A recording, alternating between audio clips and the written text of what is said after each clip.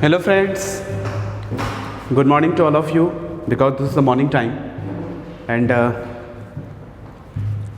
we are going to discuss the next content of the hyperbola. Last two lectures we have discussed the definition of the hyperbola as well as the standard equation of hyperbola, and then we know the some important terms, that is terminology of the hyperbola. क्योंकि अगर questions बनाने हैं तो उसके terms पते होने चाहिए, ठीक है। तो जिस तरह याद कीजिए, आपका इलिप्स में भी जिस तरह से इलिप्स में दो चीज़ पढ़े थे, एक था आपका हॉरिजॉन्टल वाला इलिप्स, एक था वर्टिकल वाले इलिप्स, ठीक है।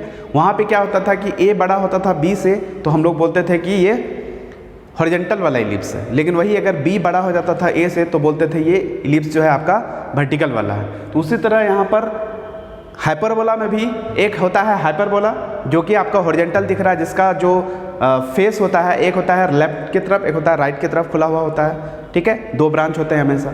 उसी तरह से अगर अप एंड डाउन रहेगा फिगर तो उस केस में उसको बोलेंगे कंजुगेट हाइपरबोला। तो यहाँ पर जो दूसरा वाला हाइपरबोला है उसको हम लोग बोलते हैं कंजुगेट हाइपरबोला, जो कि हम लोग पढ़ने जा रहे हैं, ठीक है। तो कहता है कंजुगेट हाइपरबोला क्या है, कह रहा था hyperbola whose transverse and conjugate axes are respectively the conjugate and trans, देखो पलट गया, जो ट्रांसवर्स है वो कंजुगेट हो जाएगा, जो कंजुगेट है वो ट्रांसवर्स हो जाएगा ऑफ द गिवन हाइपरबोला। जो भी हाइपरबोला दिया हुआ है उसके ट्रांसवर्स और कंजुगेट एक्सेस को चेंज कर दोगे तो जो एक नया वाला हाइपरबोला बनेगा that will be the conjugate hyperbola of the given hyperbola, यही लिखा हुआ है। The conjugate hyperbola of the hyperbola, ये आपका हाइपरबोला है जो हम लोग पहले पढ़े से भी पढ़े हुए हैं। X square upon a square minus y square upon b square is equal to 1 is this, क्या हो जाएगा, एक्स वाले टर्म में नेगेटिव हो जाएगा और वाई वाला टर्म में पॉजिटिव हो जाएगा, ठीक है। तो ये जो आपको हाइपरबोला दिख रहा है minus x square upon a square plus y square upon b square is equal to 1, this is the conjugate hyperbola, ठीक है। तो गिवन हाइपरबोला में कंजुगेट और ट्रांसवर्स एक्सिस को चेंज कर देते हैं तो जो आपका एक नया हाइपरबोला बनता है that will be conjugate to the given hyperbola. This is the definition. अब हम लोग इसके फिगर देखेंगे और फिगर को देखकर हम लोग उससे रिलेटेड टर्मिनोलॉजी को वहाँ पे मेंशन करेंगे, ठीक है। तब तक इसको आप एक नज़र देख सकते हैं।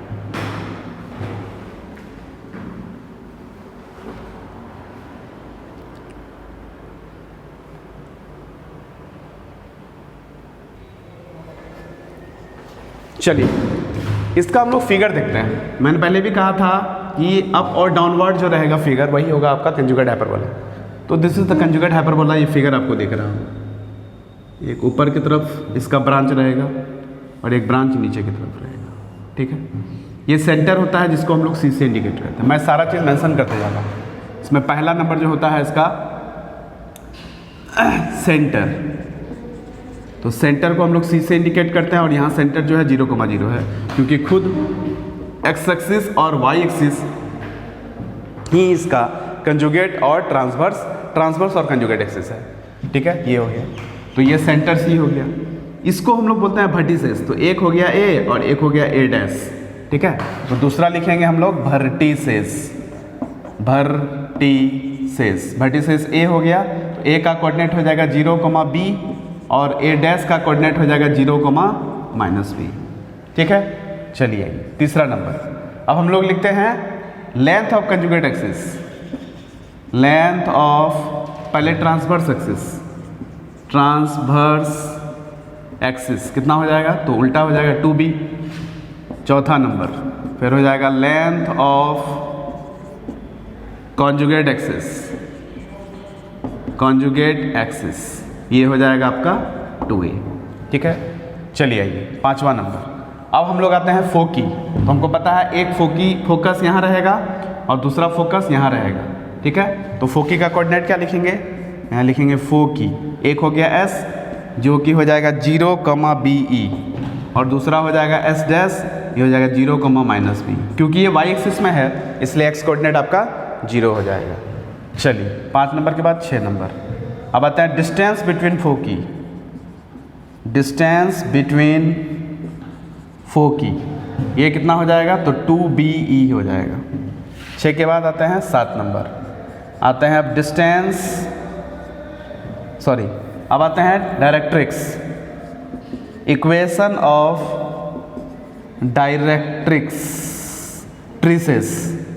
ट्रीसेस। इस बार डायरेक्ट्रिक्स कहाँ है? यहाँ। एक डायरेक्ट्रिक्स यहाँ होगा और दूसरा डायरेक्ट्रिक्स यहाँ होगा, तो ये हो जाएगा y इज इक्वल टू, पहले वाला था a बाई ई, तो ये हो जाएगा b बाई ई। ठीक है, e का वैल्यू 1 से बड़ा होता है इसलिए b से छोटा हो जाएगा, ये हो जाएगा y is equal to minus B by E. Clear? तो यहाँ पे हो जाएगा equation of directrices y is equal to plus minus B by E. ठीक है, 8 नंबर। यहाँ तक तो आपको समझ में आ रहा होगा। अब आते हैं डिस्टेंस बिटवीन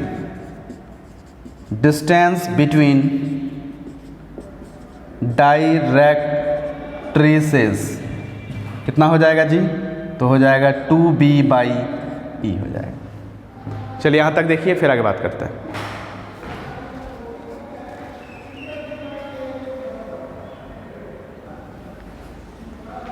चलिए अगला पॉइंट आते हैं relation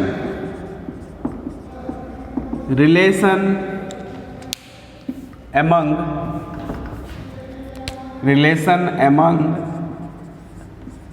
A B and E.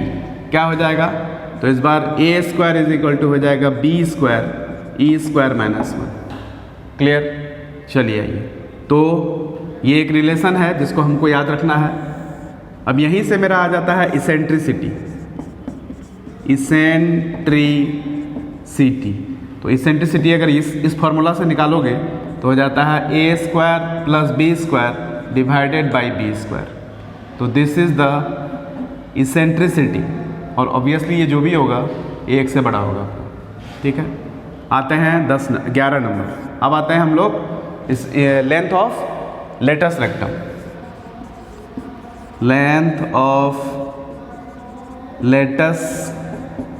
Rectum. तो ये हो जाएगा 2a स्क्वायर बाई बी, क्योंकि पलट जाएगा रेक्टेंगुलर जो हाइपरबोला होता था, standard equation of hyperbola x square by a square minus y square by B square is equal to 1। इसका जो लेंथ ऑफ लेटस रेक्टम होता था वो इलिप्स के ही तरह होता था, 2b स्क्वायर बाई ए। ठीक है, तो लेकिन यहाँ पे क्या हो जाएगा? पलट जाएगा, ये हो जाएगा 2a स्क्वायर बाई। एक नज़र मैं इसको कंफर्म कर लेता हूँ, 2a square by B. Clear है? चलिए आइए, अब आते हैं इसका नेक्स्ट 12वां नंबर, जो कि है आपका पैरामेट्रिक कोऑर्डिनेट।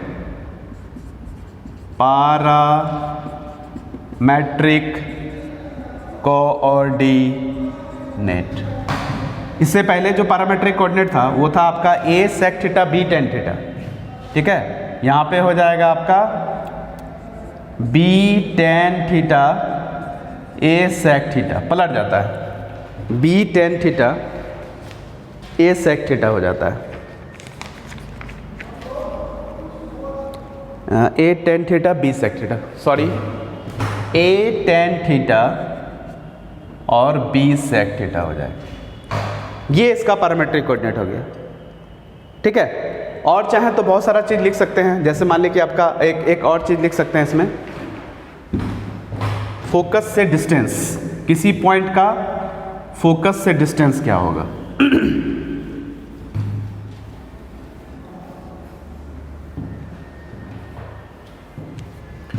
13 नंबर।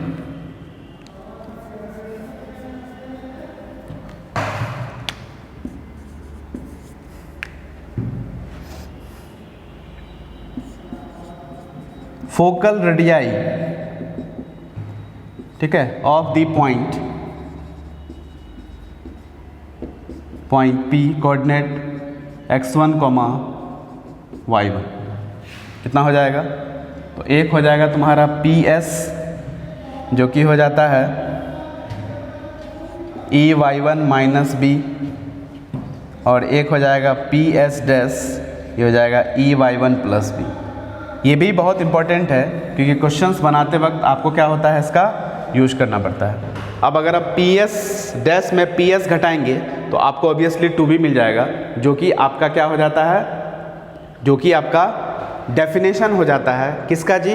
तो हाइपरबोला का। और वो किस हाइपरबोला का होगा? तो कंजुगेट हाइपरबोला का। तो 14 नंबर हम लिख सकते हैं कि PS डैश में अगर हम PS घटाएंगे तो वो 2b के बराबर हो जाएगा। और ये भी बहुत इंपॉर्टेंट है कि this is the another definition of the hyperbola, that is conjugate hyperbola. क्योंकि ये जो फिगर है, ये जो इन्फॉर्मेशंस है, ये किसके बारे में बता रहे हैं? ये कंजुगेट हाइपरबोला के बारे में बता रहे हैं।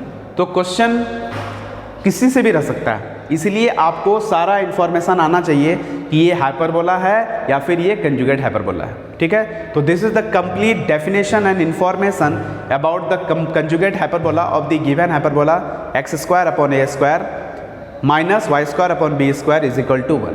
So let us see some problems related to the hyperbola as well as the conjugate hyperbola. Okay? चलो इसको एक नज़र देख लो, फिर आगे बात करते हैं।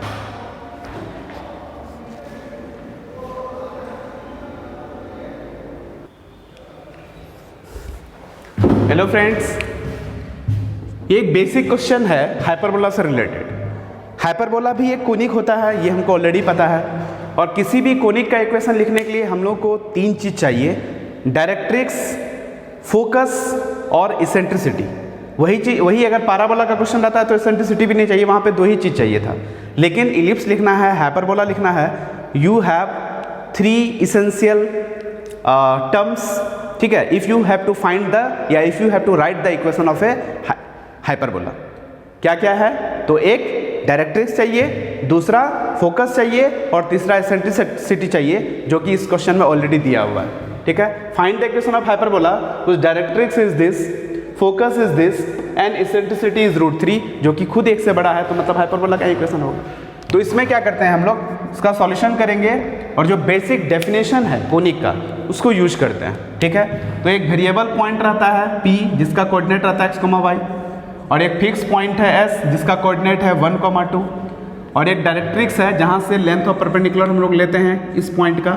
इसका इक्वेशन दिया हुआ है 2x + y - 1 = 0। ठीक है, अब यहाँ लिखेंगे, क्या लिखेंगे? By the definition of hyperbola, hyperbola क्या होता है? तो PS/PM = E और E खुद एक से बड़ा हो जाएगा। ठीक है, तो देयरफॉर PS = EPM, तो दिस इम्प्लाई PS का स्क्वायर = E² PM का स्क्वायर। PS कैसे निकलेगा? डिस्टेंस फार्मूला, तो हो जाएगा x - 1 का होल स्क्वायर प्लस y - 2 का होल स्क्वायर = E। E कितना है जी? √3, तो ये हो जाएगा √3 का स्क्वायर। और PM कैसे निकलेगा? लेंथ ऑफ परपेंडिकुलर, तो दिस इज 2x + y - 1 का मॉड का स्क्वायर, मॉड खत्म, डिवाइडेड बाई 4 + 1 5 का स्क्वायर √5, तो यहाँ हो जाएगा 5। ठीक है, तो उसको थोड़ा सिंप्लीफाई कर लो या इतना ही छोड़ दो, लेकिन एग्जाम में आप सिंप्लीफाई कर लीजिएगा। ठीक है, एग्जाम में इसको जनरल फॉर्म जैसे 2 डिग्री कर्व लिखा जाता है ना, वैसे आप लिख दीजिए। तो ये हो जाएगा 3/5 और ये हो जाएगा 2x + y - 1 का होल स्क्वायर। ये जो आपको दिख रहा है, this is the equation of the hyperbola. ठीक है, बट अगर ये क्वेश्चन एग्जाम में रहा तो ऐसे इस फॉर्मेट में कभी नहीं छोड़िएगा, इसको आप पूरा सिंप्लीफाई कर लीजिएगा। तो एक जनरल 2 डिग्री कर्व का फॉर्म आ जाएगा। जनरल 2 डिग्री कर्व क्या होता है? ax² + 2hxy + by का square plus 2gx + 2fy + c = 0, उस फॉर्म में आ जाएगा, वही आपका फाइनल आंसर होगा। ठीक है, चलो कुछ और एग्जांपल्स देखते हैं।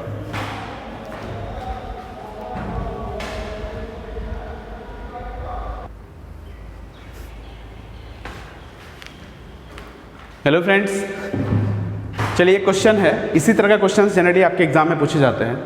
कह रहा है find the length of transverse axis and conjugate axis, eccentricity, the coordinate of foci, vertices, length of lattice rectum and equation of directrices of the following parabolas। 2 parabola है, देखने से ही लग रहा है कि ये स्टैंडर्ड इक्वेशन ऑफ पैराबोला है और ये जो है एक कंजुगेट पैराबोला है। ठीक है, तो दोनों क्वेश्चंस को अलग अलग बनाना है। तो सबसे पहले हम लोग क्या करेंगे, इस क्वेश्चंस को बनाते हैं, सॉल्यूशन नंबर 1 को, 1 नंबर का सॉल्यूशन हम लोग करने जा रहे हैं। ठीक है, तो जो equation of standard equation of ellipse है उसको पहले सजा देते हैं, रीअरेंज कर देते हैं उसके फॉर्म में। ठीक है, तो यहाँ लिखेंगे rearrange the equation of hyperbola. कितना है? तो ये हो जाएगा तुम्हारा x² / 1/3 का होल स्क्वायर माइनस y² / 1 का स्क्वायर = 1, ये हो गया। तो यहाँ पर हियर a = 1/3 हो गया एंड b = 1 हो गया। तो अब बारी बारी से सारा काम कर देंगे। सबसे पहले ट्रांसवर्स एक्सिस, तो यहाँ लिखेंगे 1 नंबर यहाँ लिखेंगे लेंथ ऑफ ट्रांसवर्स एक्सिस कितना होता है, तो 2a मतलब 2/3। उसी तरह से बी नंबर। अब आते हैं लेंथ ऑफ कॉन्जुगेट एक्सिस कितना हो जाता है, तो दिस इज 2b मतलब 2 × 1 मतलब 2 हो जाएगा। क्लियर। चलिए तीसरा नंबर। अब क्या पूछ रहा है, इसेंट्रिसिटी। तो इसेंट्रिसिटी का फॉर्मूला हो जाता है a² + b² divided by a² का स्क्वायर रूट। ये फार्मूला डायरेक्ट याद होना चाहिए। तो a कितना हो गया, तो 1/3 तो हो जाएगा 1/9 + 1 डिवाइडेड बाई 1/9 का स्क्वायर रूट। तो ये हो जाएगा 10/9 का स्क्वायर रूट, जो कि 1 से बड़ा है आपका।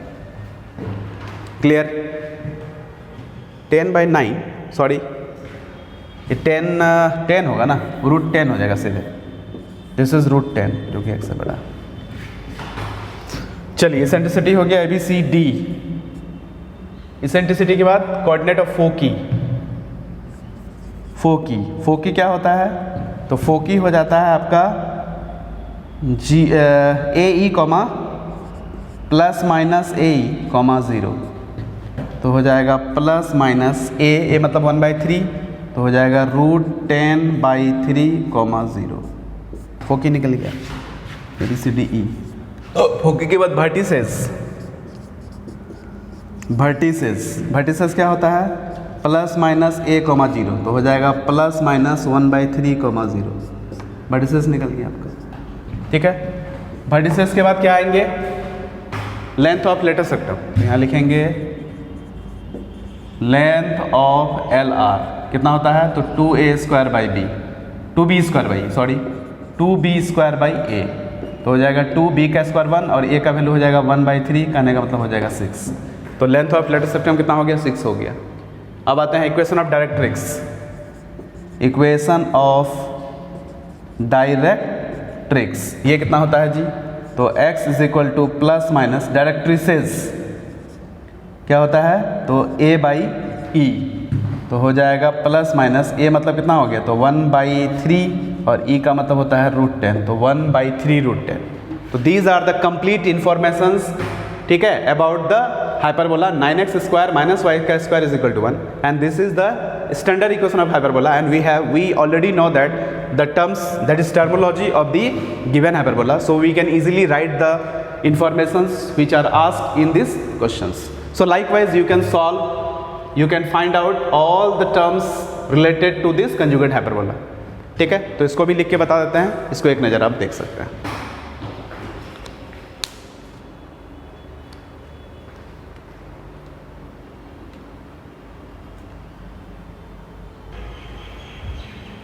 चलिए अब हम लोग सेकेंड पार्ट मतलब दूसरा क्वेश्चन बनाते हैं। ठीक है, दूसरा क्वेश्चन क्या है, इक्वेशन, इसको भी अरेंज करना है। तो ये हो जाएगा x² - -9 + y² = 1। ये प्लस हो गई, ये कंजुगेट हाइपरबोला हो गया आपका। ठीक है, तो यहाँ लिखेंगे हियर a = हो जाएगा 3 और b = हो जाएगा 4। ठीक है, चलिए इसमें सबसे पहले लेंथ ऑफ ट्रांसवर्स एक्सिस जो कि कितना हो जाएगा, तो इस बार हो जाएगा 2b मतलब 2 × b मतलब 4 मतलब 8। ठीक है, उसके बाद आएगा length of conjugate axis. Length of conjugate axis ये कितना हो जाएगा, तो 2a, कहने का मतलब 2 × 3, कहने का मतलब 6। ठीक है, चलिए उसके बाद इसेंट्रिसिटी तीसरा नंबर। E का फॉर्मूला हो जाता है a² + b²/b²। a कितना था, तो a हो गया आपका 3, तो 9 + b कितना है 4, तो 16 डिवाइडेड बाई b² मतलब 16। ठीक है, तो ये हो जाएगा आपका 5/4 जो कि खुद 1 से बड़ा है। चलिए आइए चौथा नंबर, इसेंट्रिसिटी हो गया। उसके बाद कोऑर्डिनेट ऑफ फोकी। तो आते हैं फोकी, क्योंकि ये कंजुगेट हाइपरबोला है इसलिए हो जाएगा 0, ± BE। तो हो जाएगा दिस = 0, ± b। b कितना है जी, तो b है 4 और BE, e कितना आया, तो e का वैल्यू हो गया 5/4, 4 कैंसिल। ठीक है, तो अल्टीमेटली कितना आंसर हो जाएगा, तो ये हो जाएगा 0, ± 5, ये निकल गया। उसके बाद अगला आते हैं वर्टिसेस कितना होगा, तो 0, प्लस माइनस बी, ठीक है। तो हो जाएगा 0, प्लस माइनस बी, बी कितना है, तो बी निकल गया मेरा 4, तो ये हो जाएगा 0, प्लस माइनस 4। तो वर्टिसेस भी पता हो गया। वर्टिसेस के बाद आप लोग क्या आते हैं, लेंथ ऑफ लेटेस्ट रेक्टम। तो यहाँ आते हैं हम लोग, ये आते हैं लेंथ ऑफ एल आर, ये कितना हो जाएगा, तो ये हो जाता है 2a² बाई बी, तो 2 इंटू a², ए कितना है, तो ए आपका हो गया 3, तो हो जाएगा 9 बाई बी, बी का मतलब हो गया आपका 4, ठीक है। तो 18, तो ये हो जाएगा 9, मतलब हो गया 9/2, ठीक है, 4.5। वर्टिसेस कितना था, वर्टिसेस से छोटा होगा ना, लगता है मिस्टर 2a² बाई बी होगा, एक सेकेंड, 2a² बाई बी, ठीक है, हो जाएगा 9/2, 4.5, ठीक है, सही है। लेंथ ऑफ लेटेस्ट सिस्टम आ गया आपका। अब एक और बचा इक्वेशन ऑफ डायरेक्ट्रिसेस, तो हो जाएगा इक्वेशन ऑफ डायरेक्ट्रिसेस। ये क्या होता है, तो this is y is equal to plus minus b by E. b कितना है आपका, तो b है 4, और e कितना आया, तो e हो गया आपका 5/4, तो दिस इज प्लस माइनस 4, और यहाँ हो जाएगा 5/4, तो अल्टीमेटली कितना हो जाएगा, प्लस माइनस 16/5। यही आपका फाइनल आंसर है जो आप देख सकते हैं, 16/5।